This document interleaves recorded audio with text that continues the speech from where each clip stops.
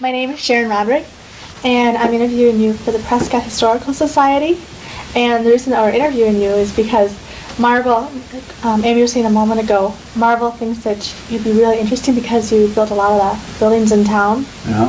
which is maybe the school and the houses around town. And what I'm going to do is I'm going to ask you some questions like about your family, your childhood, your career as a contractor, and then some of the buildings you built around town. Mm-hmm. And what I wanted to start off with is your family. And your family immigrated here from Ireland in 1848. Is that right? That's right. Okay. Why did they first immigrate here to the United States? I think it was called the potato famine The potato famine? in Ireland. Okay. Who immigrated? Well, all four of my grandparents come from Ireland. Okay. My grandfather, Manion, come from Gilliberry in Ireland. My grandmother, Manion, came from Roscommon in Ireland. They met in New York State, and then they were married. And my grandfather, Casey, came from County Mayo. My grandmother, Casey, came from Donegal. It's on Ireland. And my grandfather, Manion, was married in New York State, and he worked his way down through Ohio and Indiana, working to help build the railroad. And his father-in-law, Martin Murphy, had come to Prescott sometime, and then he probably sent enough money to buy a farm out here. Kind of took me up a little, but then he come down the river, up the river in a boat to Reed's Landing. If you know where Reed's Landing is? There he bought a team of horse and wagon and drove up here. I don't know how he did it. There's no roads in it. But that's, my grandfather Casey came over here when he was 16 years old. And he, with another family. And they settled in El Paso, that family, and he came to Prescott and worked in the Dudley Mill, sawmill. And there, my grandmother, Manion, or Casey, her name was O'Loughlin. She was out here in Donegal, what they call it. You know where Donegal is out here in River Falls? Mm-hmm. It's got an Irish settlement. Anyway, she come to Prescott and worked in the Beeler motel. And there's where she met my grandfather Casey. Mm-hmm. He was working in the sawmill. That's my history of my grandparents. Is that all right? Sounds great. Your grandfather Casey came here to farm. Was he the gentleman about the horse and the wagon who came up? That was your grandfather Casey? No, my grandfather came here. My grandfather Manion come up from Reed's Landing, where he bought a team of horses and a wagon. Okay. He had 5 children. He had 5 children. Oh wow, what a large group to move. The youngest was in baby arms. He bought a farm out here. My grandfather Manion, very successful. He bought a farm for every one of his children.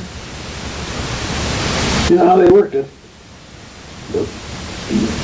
They worked together and saved up the money, and then they bought the oldest one a farm, and then the other kids worked to them. The next one got a farm. They're all down the line. My father got a farm down here on Kew. Down by, I don't know, you know where the old Harding School was? You know, that was on that farm. What did your grandfather farm when he first came here? What? What did your grandfather raise when he came here? Where he farmed? Yeah. One of them is down on, my grandfather Manion had a farm down there on the corner of E and Q. Okay. And my grandfather Casey had a farm about 7 miles out here in the country. Okay. Just off of F. And I was born on the farm out here on F, about 6 miles out in the country. What did your grandfathers raise? Did they raise cattle or did they raise? Well, mostly I don't think they were big in, my grandfather Casey was bigger as far in cattle, but my grandfather Manion was more in grains. What did your father raise? Well, my father raised grain, but my father died when I was 8 years old. Oh, I see. He died from arthritis. He was almost paralyzed for 3 years. I don't remember much about it, but except what I've been told. Did your family continue to live on the farm after your father passed away? No, we moved to the farm. We moved to Prescott in the fall of 1916. And my father died here in November of that fall.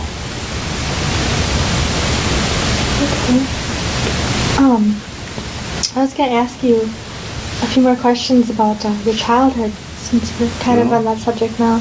What was it like growing up in Prescott? Well, it's just a small town. I don't know. Nowadays they got baseball fields all over the country here. We used to play baseball in the vacant lot. And I was very active in athletics. The fact is, I played basketball for 20 straight years, I guess, till I was over 30.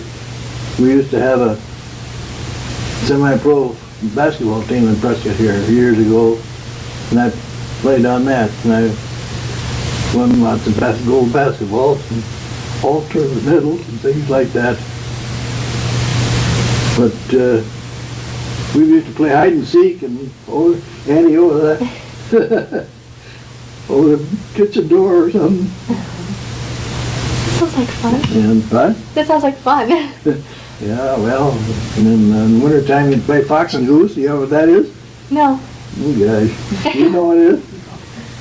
Well, they make a great big circle, and then the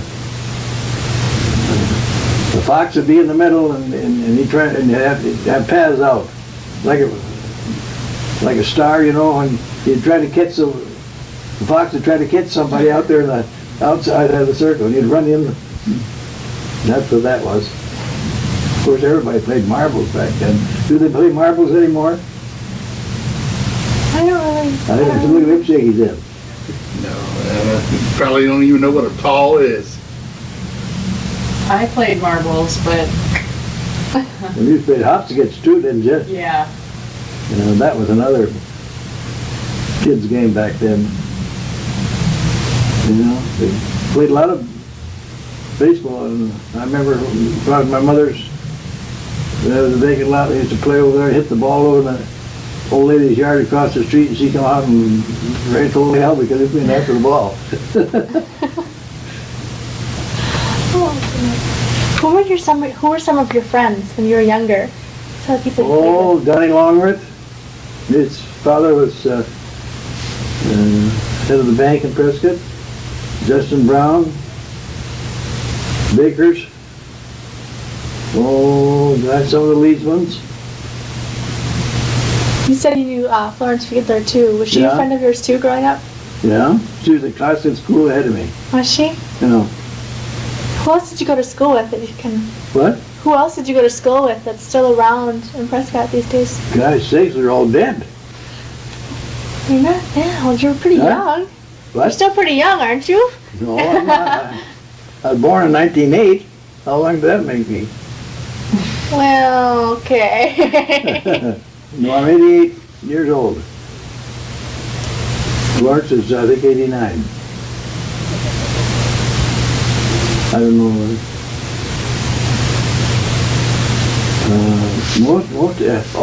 I think I'm the only, of my graduating class from high school, I think I and one other girl is all that's left that is, you know, still alive.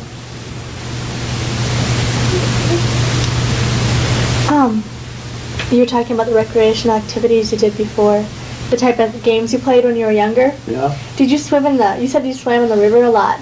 How important was the river around here? Did a lot of the kids play? In the summertime, that was the most important spot in town. Down here at the beach, hell, we used to swim across the river at 3/4 of a mile, but swim across and swim back. Think nothing of it. Of course, we generally had a boat along with us, but, you know, in case something happened. Did you ever take canoe trips?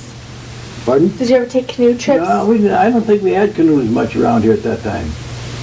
We used to have rowboats, but not, and then they used to have some motorboats and used to surfboard. You know what a surfboard is? Yeah.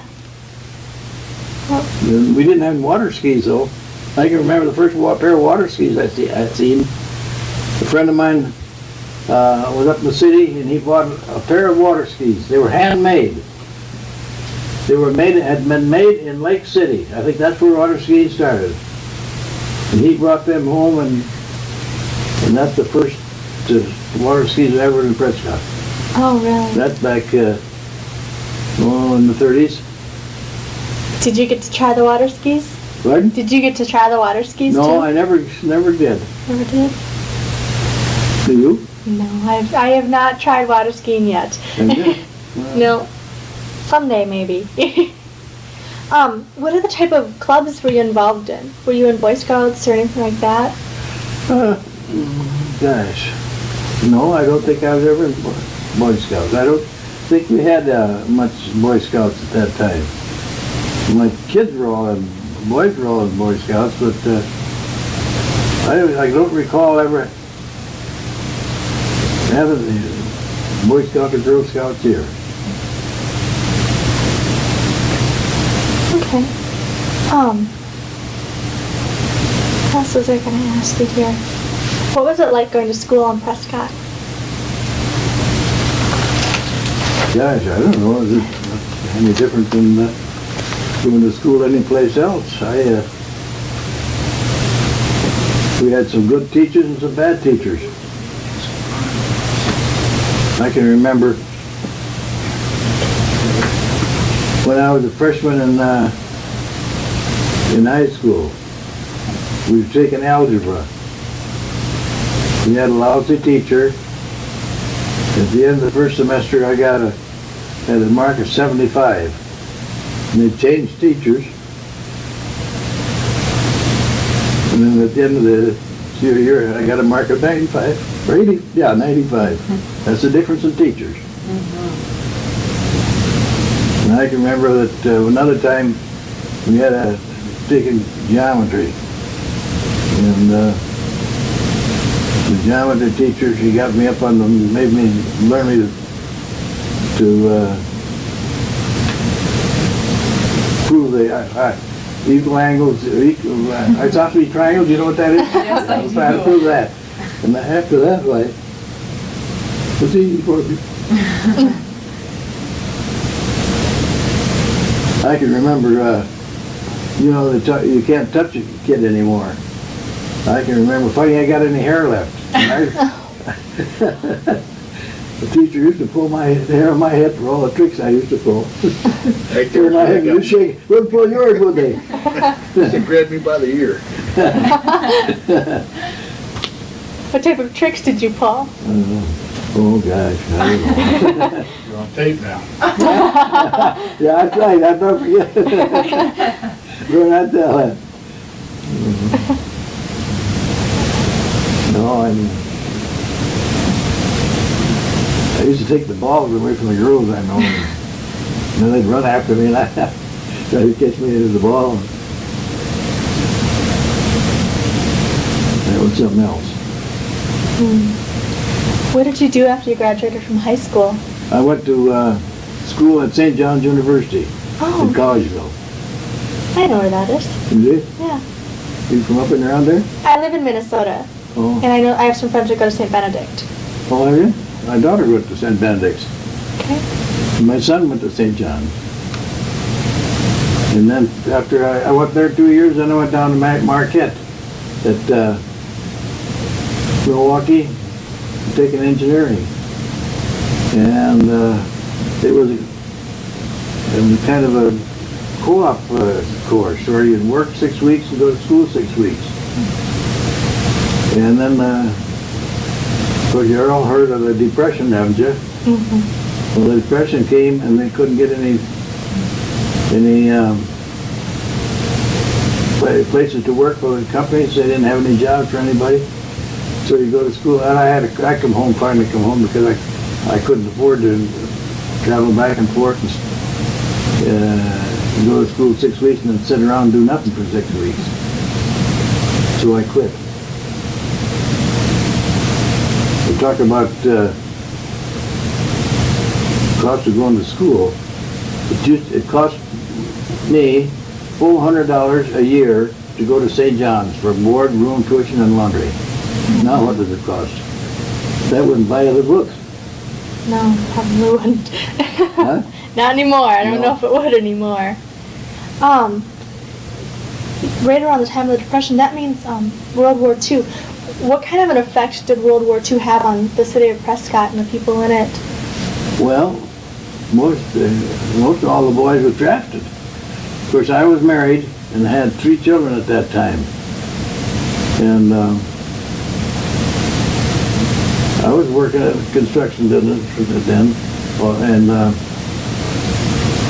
we couldn't get any material to build anything anymore.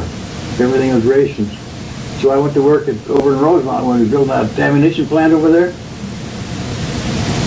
And then from there I went up to St. Paul, worked in Drill Box and Lumber Company building these wooden glider airplanes that they used to, are you in the Second World War? No, I wasn't born till 45. Oh, I see, okay. Anyway, they called them the flying coffins because they fly them over when they invaded France. They fly a bunch of men and machine guns in those things and turn them loose and let them glide to the ground. And I guess a lot of them ended up crashing into things that got killed. And then from there I couldn't get any gas to go back and forth to work, so they had to let me go because you was froze at your job at that time. We had a job that you couldn't change. So then I signed up and went to Alaska for a year. I worked on the Elkin Highway. What was that like? Huh? What was that like? It was rough going, you know. I worked first in Edmonton and helped build a base hospital. The Japs were in Attu at that time, and they figured that they were going to have some place to bring in the wounded back for they built a base hospital in Edmonton for that. Then I moved up to Tanner Crossing, up in Alaska. So that's about 50 miles from the Arctic Circle.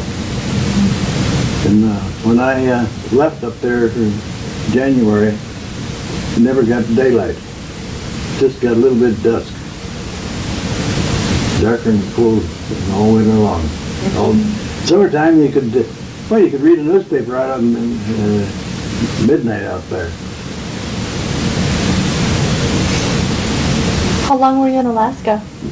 10 months. You were there for 10 months? Yeah. Did you work on the highway just about the whole time? Well, I worked worked in Edmonton, building a base hospital. Then I moved to Tanner Crossing, and we built an airplane hangar there. Oh, okay. You see, I was in construction. A lot of people went up. I had a friend from town here that went up as a road grader operator. Okay. You're talking about a lot of building. How did you first get into do you consider it contracting or building? Pardon? Do you consider what you did contracting or building? Well, if you did a job, you're a contractor. If you just work for somebody, you were just an ordinary man. I always did the jobs. Okay. How did you first start doing that? Well, first of all, my father was very good at that, and I kind of never did it.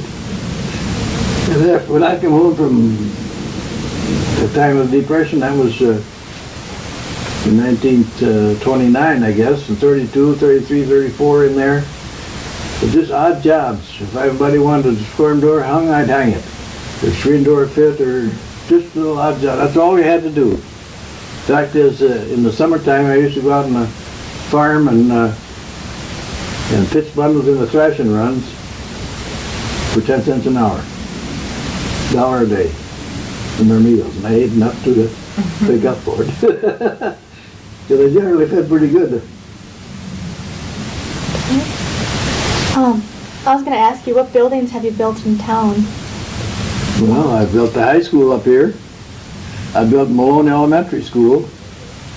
I built an addition on the junior high down there. I built the steamboat. I built the motel.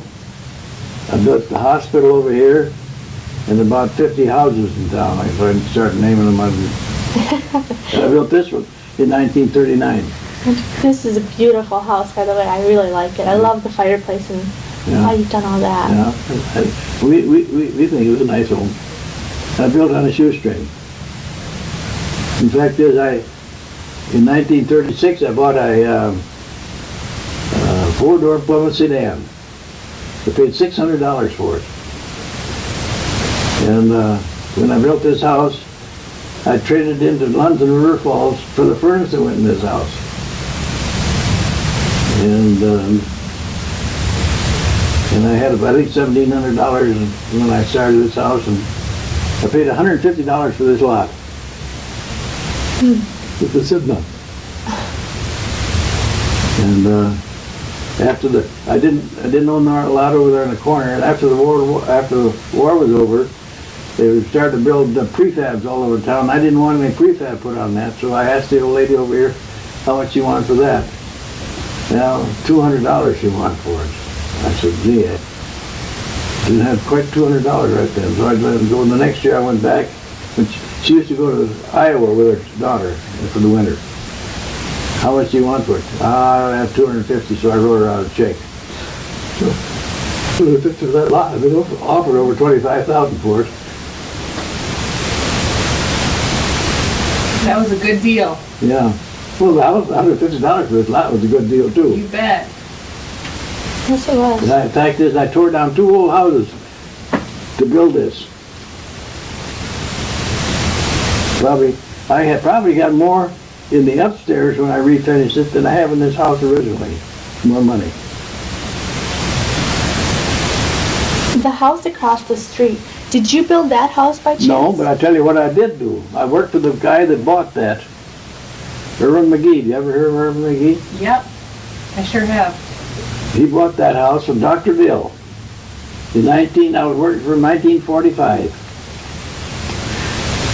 And around the 1st of April, I started in that house working. We tore all the lath and plaster out of that house. I took all the trim off that house, marked it. They took it out in the garage, and I refinished it out there with a bunch of kids.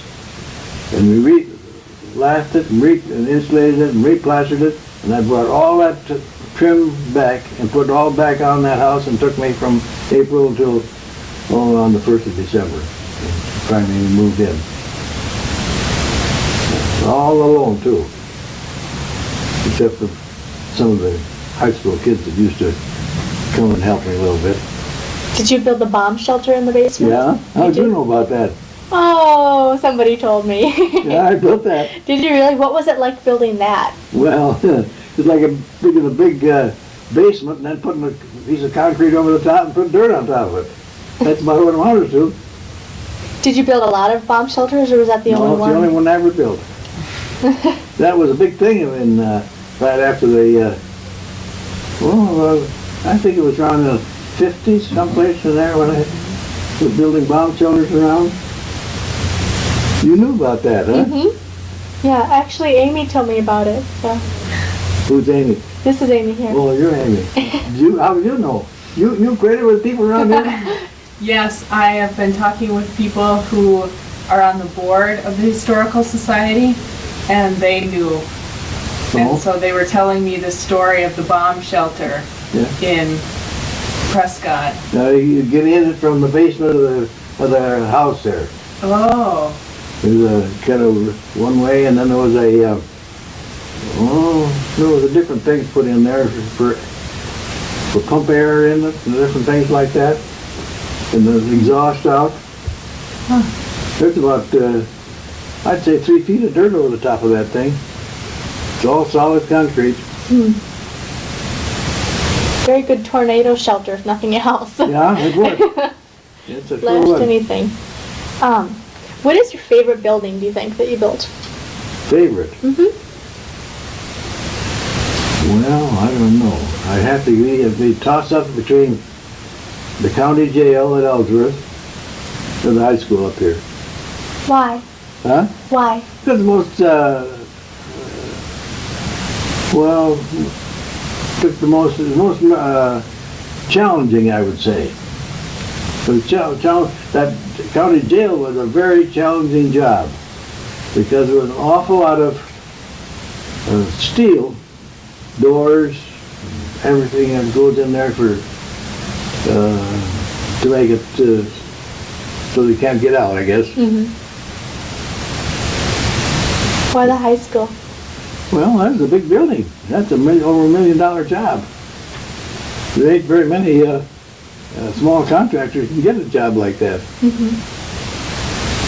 Where is the high school located from here? I have not been there. Well, you go right down here to this street and go right straight up. Okay. Okay. It's the other side of St. Croix Street. Okay. See what else can I tell you? Did you build so for some reason I was thinking you built the first school, but you couldn't have. You're too young. Huh? Did you build the first school in Prescott? Oh, no. This first school was built in 1888 or something. Okay, like I thought you were pretty young. Yeah. Too young to have built that. I can remember though when that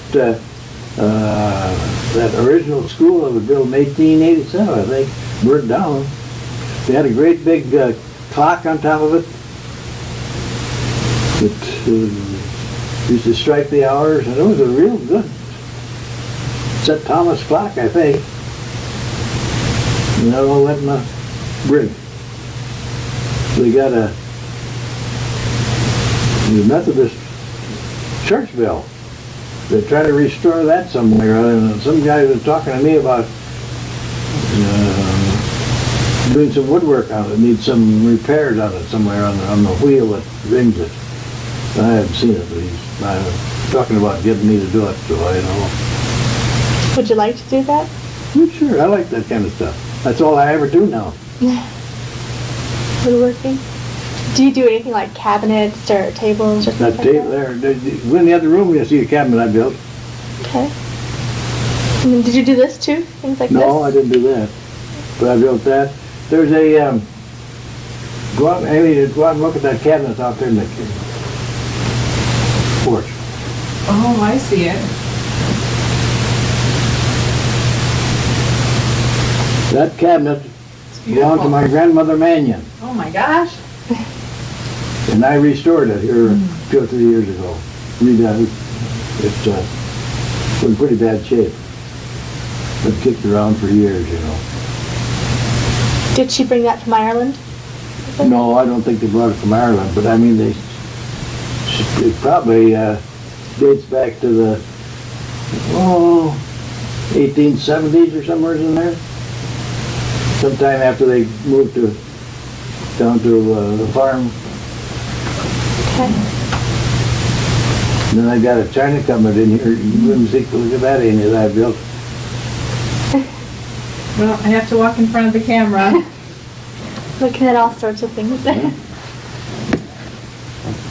There's a chair. See that chair there? I don't know what your name is. Joe. That chair, I picked that up out of a hospital over there. I went to the hospital administrator one day and I said, there's an old rocking chair down in the basement. I said, I'd like to buy it. And he said, well, he said, take it home. He says, it's no good to us. And he says, you've done a lot for the hospital. Take it home if you want it. So I brought it home. I recaned that, and I put, it had nail holes all over the doggone thing, and I Been near it over the top of the nail, they couldn't see it. I recame the seat and came the back and refinished that chair. Very nice. I like that's a nice chair set Yeah. too. It's a very nice chair. I like my cabinet. I loved it. It's very nice. I like to do those things. And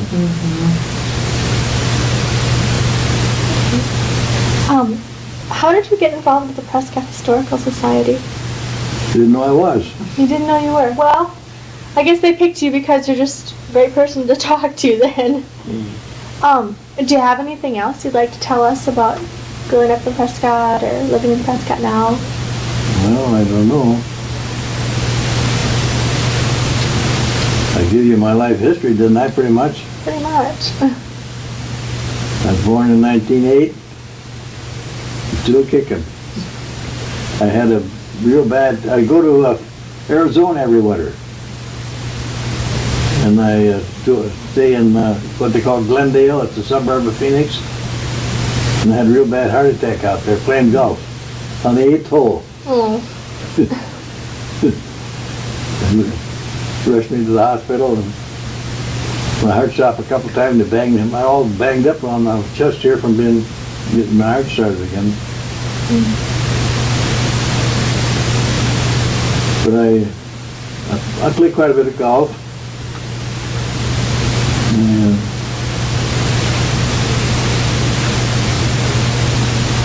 I got a basement full of tools. Dirty basement though. I think my daughter from Madison's coming up this weekend. I think she's bringing a lot of projects for me to do. That should keep you busy. What? That should keep you busy. Well, it's see, there's right underneath there's a chest set. Pull that out.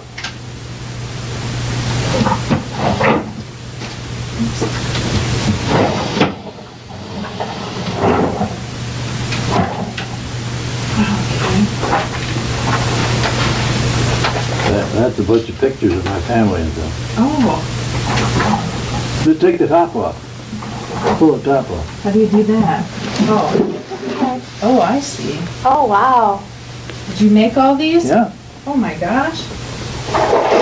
Did you get that? That's the backgammon on the other side. Well, that's beautiful. Yeah. I like to do that kind of stuff.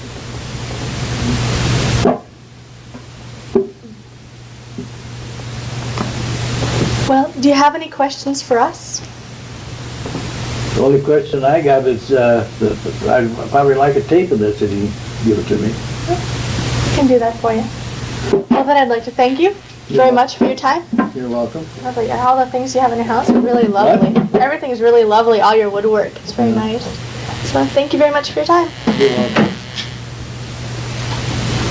This is a picture of Leo on his wedding day in 1938. Got a stroke or hemorrhage and she's like, Catherine Heisler Manion, again on the wedding day.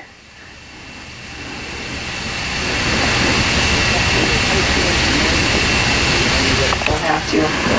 Yeah, it's kind of up to you. Leo Manion's parents in 1904.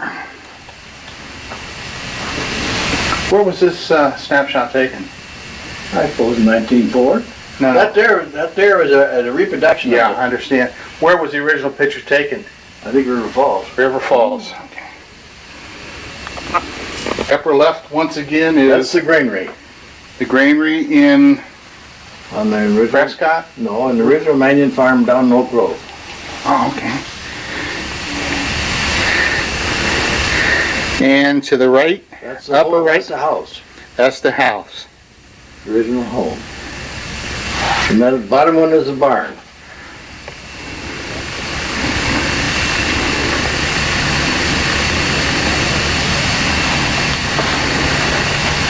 No, there's my, I know I haven't. they put out the peaches, Oh, okay. Sure. that's a subsidiary of that. Oh, okay. This is the homestead back in Ireland. Yeah, that's it. That's where my grandfather was born. Yeah, there it is. I see a 4-leaf clover. You don't see the shamrock there.